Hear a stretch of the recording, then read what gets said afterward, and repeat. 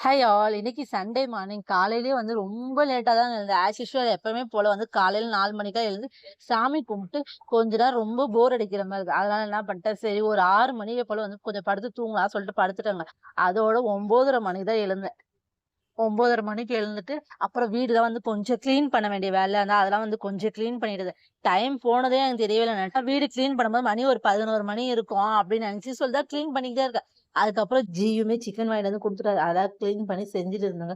நான் சமையல் முடிக்க ஸ்டேஜ்ல வந்து டைம் ஒரு 1 மணி இருக்கும் அப்படின்னு சொல்லிட்டு தான் நான் நினைச்சுட்டு இருந்தேன். பார்த்தா மணி 2 மணி ஆயிடுச்சு அப்படின்னு அக்கா ஃபோன் பண்ணி ஞாபகப்படுத்தாங்க. அச்சச்சோ! மணி 2 மணி தான், சரி கடைக்கு போணும்னு சொல்லிட்டு விறுவிறுன்னு இருக்கிற எல்லா பெண்டிங் வேலையும் முடிச்சுட்டு அதுக்கப்புறம் குக்கிங் வேலையும் முடிஞ்சிருச்சுங்க. குக்கிங் வேலை முடிஞ்சதுக்கப்புறம் சாம்பலுமே கடைக்கு கிளம்பியாச்சு. இன்னைக்கு நம்ம வீட்ல லஞ்ச் என்ன பார்த்தீங்கன்னா, நாட்டுக்கோழி வாங்கிட்டு வந்திருந்தாரு. அது வந்து நல்லா மிளகுலாம் நல்லா தட்டி போட்டு நல்லா காரசாரமா குழம்பு வச்சிருந்தாங்க. குழம்பு வந்து நல்லா செம்ம டேஸ்ட்டா இருந்தது. அதுக்கப்புறம் வந்து ஆனியன் ரைத்தா. முட்டை அவிக்கலாம்னு நெனச்சேன். பட் வந்து முட்டை நம்ம வீட்ல இல்லாத காரணத்தினால இன்னைக்கு வெறும் வெங்காய பச்சடியோடயே முடிச்சாச்சு.